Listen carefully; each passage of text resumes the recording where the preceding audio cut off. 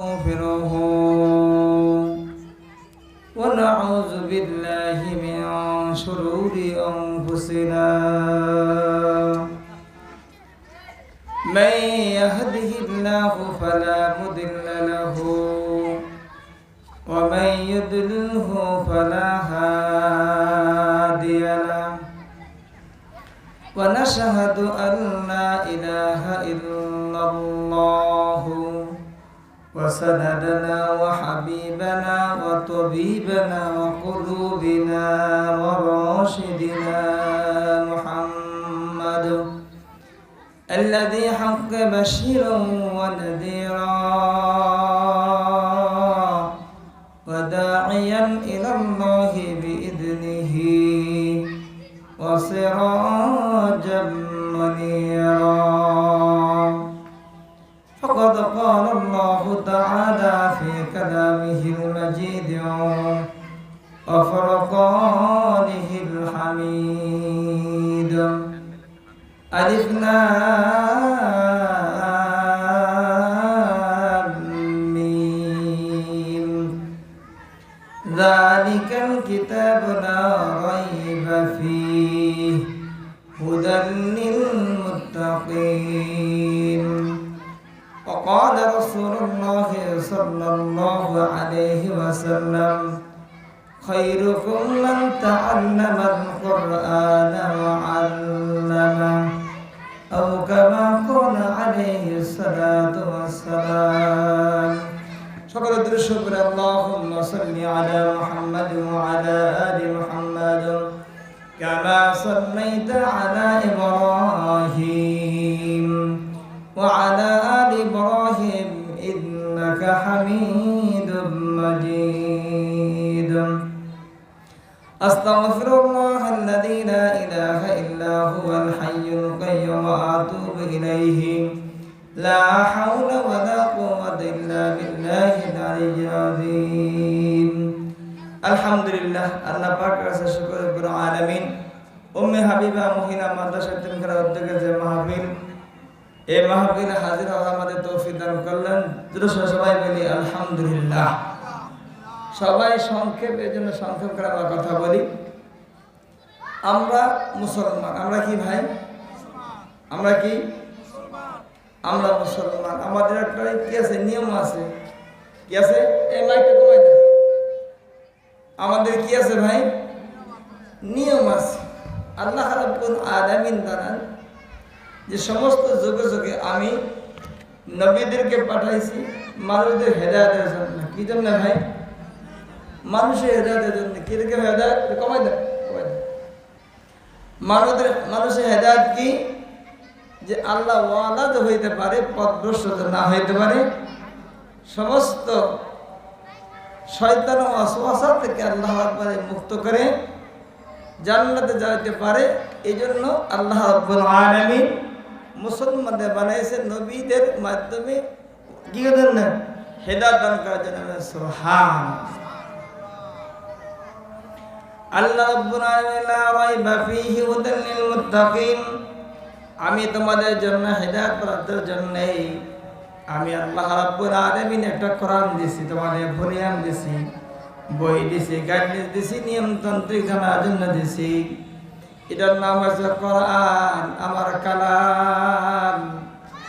এই কালামের শুরুতে রয়েছে আলিফ লাম মিম যালিকাল কিতাবু লা রাইবা ফীহি হুদাল লিল মুত্তাকিন। ও দুনিয়ার মানুষরাও, আমার কোরআনের ভিতরে, আমার কথার ভিতরে, আমার কালামের ভিতরে কোনো সন্দেহ নাই। সন্দেহ করলে শোনাই বলেন সুবহানাল্লাহ। আর এই কোরআনকে ধরলে সওয়াব, ডাকলে সওয়াব। এই কোরআনকে বুকে আদর করলে, সুমা খাইলে সওয়াব। এই কোরআনের সাথে সম্পৃক্ত রাখলেও সওয়াব। এই কোরআনের সাথে ভালোবাসা মহাব্বত রাখলেও সওয়াব। বলেন সুবহানাল্লাহ। দেখবেন কোরআনের সাথে একটু 10 টাকার, 20 টাকা, 50 টাকার কাপড় দিয়ে মুড়ে রাখে। ওই কাপড়টা কিন্তু কেউ অমর্যাদা করতে চায় না। লাগে পাওয়া লাগে গেলে হঠাৎ করে যদি পায়ে লাগে তাহলে ওদের কারে বুকে নেয়, সুমা খায়। কারণটা কি? কারণটা হলো কোরআনটা দামি, এই দামি হওয়ার কারণে কোরআনের সাথে যে লেগেছিল, যোগদান লেগেছিল, অথবা একটা কাপড়ের টুক লেগেছিল, এই জন্য ওইটাও দামি। বলেন সুবহানাল্লাহ। মানুষের শরীরে কিন্তু অনেক দামি দামি পোশাক আছে, এই পোশাক পরে গেলে কেউ চুমা খায় না, আদর করে না, করে নাকি? করে। এই কোরআনকে যারা ভালোবাসবে, আল্লাহ রাব্বুল আলামিন আছে, কোরআনকে ভালোবাসলে আমি আল্লাহ রাব্বুল আলামিন তোমার দিকে হেদায়েতের পথ দান করি, আর তোমরা হবা মুমিন মুত্তাকিন। বলেন সুবহানাল্লাহ। মুমিন হইলে কি লাভ? ইন্নাল্লাযীনা আমানু ওয়া আমিলুস সালিহাতি কানাত লাহুম জান্নাতুল ফিরদাউসি নুজুরা। বলেন সুবহানাল্লাহ। মুমিন হইলে দুইটা না, একটা হলে ঈমান আনতে পারবে, এর নাম হলো ঈমানদার মুমিন। বলেন সুবহানাল্লাহ। ঈমান আনার পর এক নেক কাজ করবে, মুমিনরা কারা কাজ করবে? এক নাম্বার আল্লাহ প্রতি ঈমান আনবে, দুই নাম্বার নেক কাজ করবে, তাহলে তারা জান্নাতি। বলেন সুবহানাল্লাহ। রাসূলুল্লাহ সাল্লাল্লাহু আলাইহি ওয়াসাল্লাম ফরমান, খায়রুকুম মান তাআল্লামাল কুরআনা ওয়া আল্লামা। যে ব্যক্তি কোরআন শিক্ষা করলো এবং শিক্ষা দিল, এই ব্যক্তি, উভয় ব্যক্তি হলো উত্তম। বলেন সুবহানাল্লাহ। এই যে আজকে মাহফিল দিল, এই মাহফিল ওয়ালা কোরআনের খিদমত করে। বলেন সুবহানাল্লাহ। কোরআন সারা দিন, সারা সকাল থেকে সন্ধ্যা পর্যন্ত মাদ্রাসায় কোরআনের ফ্যাক্টরি চালু করে দিয়েছে। সেখান থেকে ছোট্ট ছোট্ট, আজকে দেখেন ছোট্ট ছোট্ট বাচ্চারা কোরআন তেলাওয়াত কইরা শোনাইছে। আল্লাহ রাব্বুল আলামিন বলে, যে ব্যক্তি শোনাইলো, যে ব্যক্তি পড়াইলো, এই ব্যক্তিরা হয় উভয় জান্নাতি। বলেন সুবহানাল্লাহ। রাসূলুল্লাহ সাল্লাল্লাহু আলাইহি ওয়াসাল্লাম সাহাবীদেরকে বলে, ইয়া সাহাবীরা শোনো, যারা আমার কোরআন সাথে সম্পৃক্ত থাকবা, আমার সাথে সম্পৃক্ত থাকবা, এরা হবে সোনার মানুষ। বলেন সুবহানাল্লাহ। এরা কি মানুষ হবে? সোনার মানুষ হবা। দুনিয়া থেকে তাদেরকে আল্লাহ রাব্বুল আলামিন জান্নাতি বিশেষ পাঠাইয়া, জান্নাতের টিকিট দিয়ে তাদেরকে জান্নাতি বাসী বানাইয়া দুনিয়া থেকে বিদায় করে। বলেন সুবহানাল্লাহ। এমন একজন সাহাবী জাবির রাদিয়াল্লাহু তাআলা আনহু ছিল। আল্লাহু আকবার। সবচেয়ে বড় বড় সাহাবী ছিলেন, জলিল কুদুস সাহাবী ছিল। জাবির রাদিয়াল্লাহু তাআলা আনহু ছিল গরীব, এমন গরীব ছিল, দিন আনে দিন খাইত, তারপর কোরআন ছাড়তো না, নবীর দরবার ছাড়তো না। বলেন সুবহানাল্লাহ। নবী আলাইহিস সালাতু ওয়াসালামকে ভালোবাসতো, মুহাব্বত করত, তার বিবিও তাকে ভালোবাসতো, মুহাব্বত করতে। বলেন সুবহানাল্লাহ। বিবি একদিন মনে মনে আলাদা করলেন, ও স্বামী আমার রাসূলুল্লাহ সাল্লাল্লাহু আলাইহি ওয়াসাল্লামকে একদিন আমার বাড়িতে দাওয়াত দাও, আমি প্রাণটা ভরে তাকে দেখবো, আমি নিজ হাতে থেকে কিছু খানা খাওয়াবো। বলেন সুবহানাল্লাহ। এখন হুজুরতে ভালোবাসে না, বাসে না, এটাকে ভালোবাসা দাওয়াত দিল। আল্লাহু আকবার। বিবিকে বলল, জাবির রাদিয়াল্লাহু তাআলা আনহু বলল, বিবি গো, তুমি কি খাওয়াবা? তোমার তো কিছু নাই। বললো, আমার একটা ছোট্ট বকরি আছে, এই ছোট্ট বকরি দিয়া হুজুর সাল্লাল্লাহু আলাইহি ওয়াসাল্লামের কিছু খানা পাক করব। বলেন সুবহানাল্লাহ।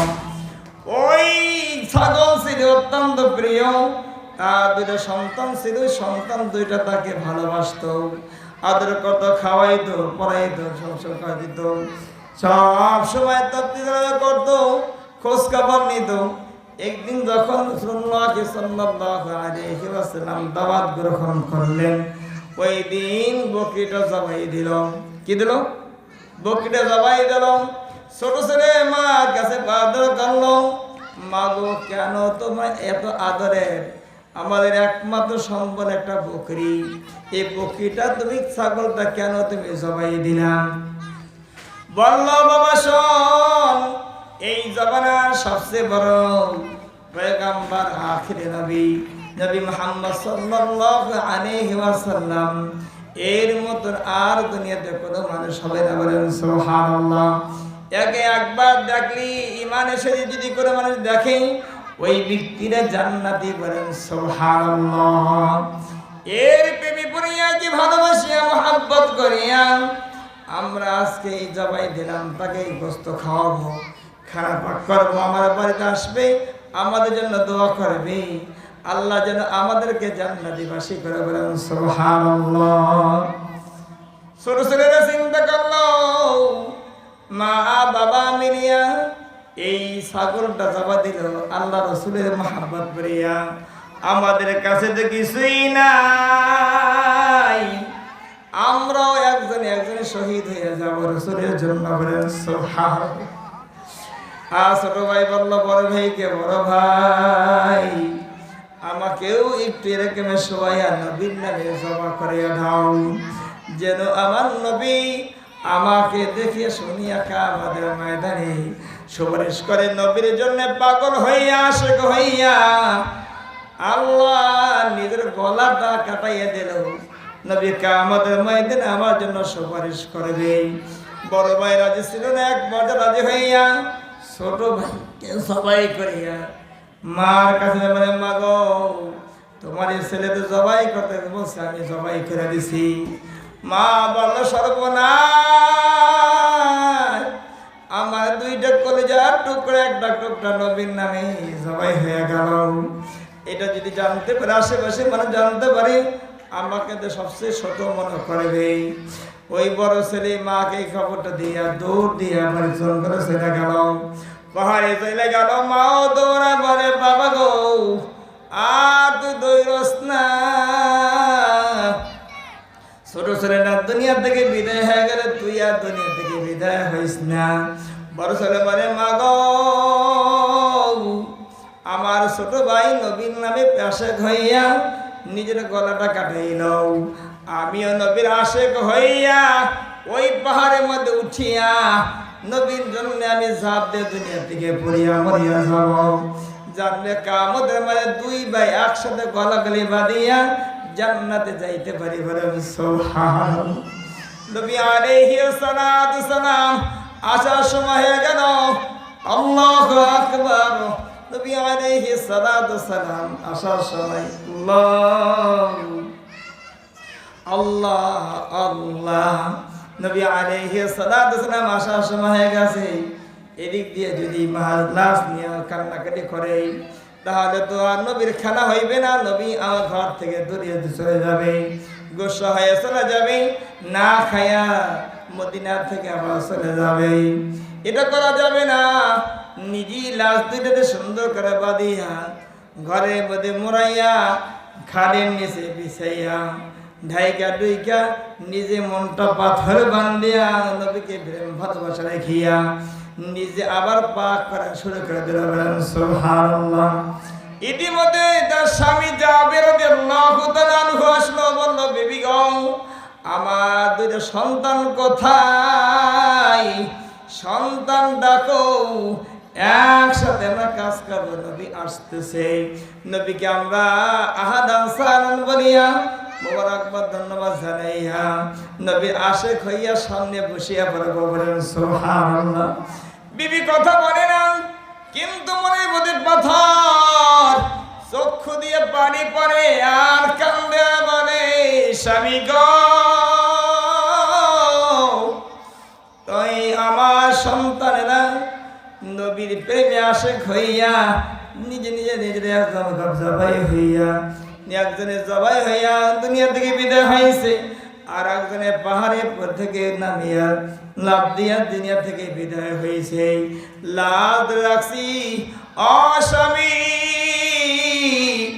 এখন যদি কথাটা বলি, নবী আলাইহিস সালাতু সালাম তো আসিয়া দুনিয়া আমাকে এলাকার থেকে চলে যাবে গুসা হইয়া। খবরদার এই খবরটা তাকে বলা যাবে না বলেন সুবহানাল্লাহ।